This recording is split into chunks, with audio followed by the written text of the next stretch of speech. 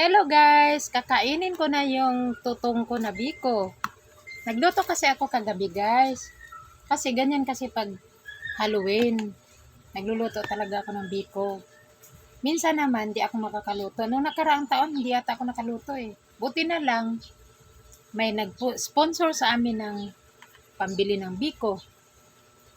Ay yung ingredients ng biko. Ayun guys. Ito yung paborito ko na ayan, yung medyo tutong. Nilagyan ko ng nilagyan ko yan ng latik. Oh. Kain tayo guys. Kamayin ko na lang. Naghugas naman ako ng kamay. Kasi tutong kasi. Tutong. Tapos malagkit pa. Ang hirap kutsarahin.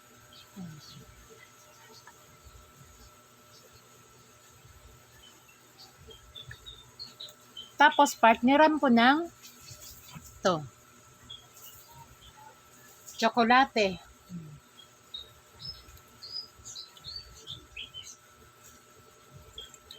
Kain tayo.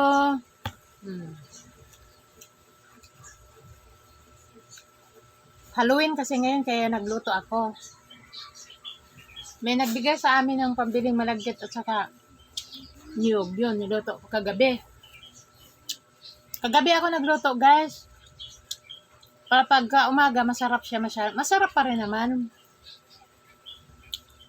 Kaso lang iba pa rin yung pagising mo, malamig na siya, ang sarap.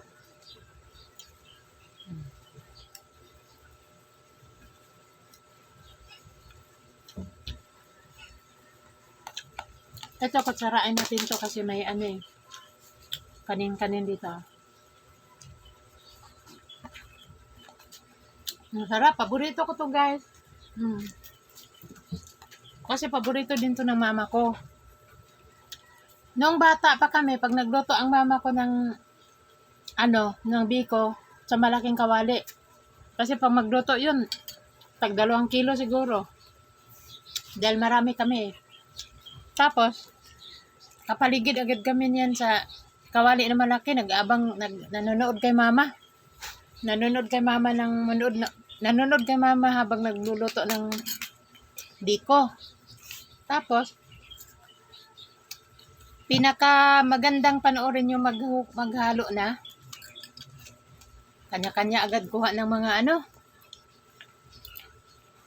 Kanya-kanya agad kuha ng mga lagayan.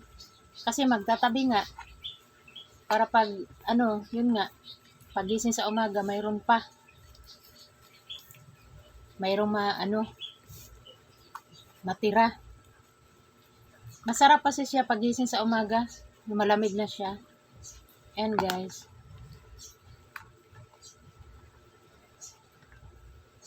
ayan.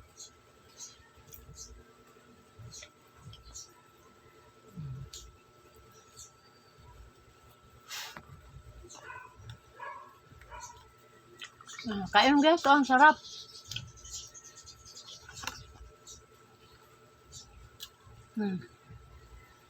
Totong to, binukod ko eh. Ito naman binubukod ko. Hindi ko kinain kagabi. Sabi ko sa mga anak ko, bukas ko kainin yan.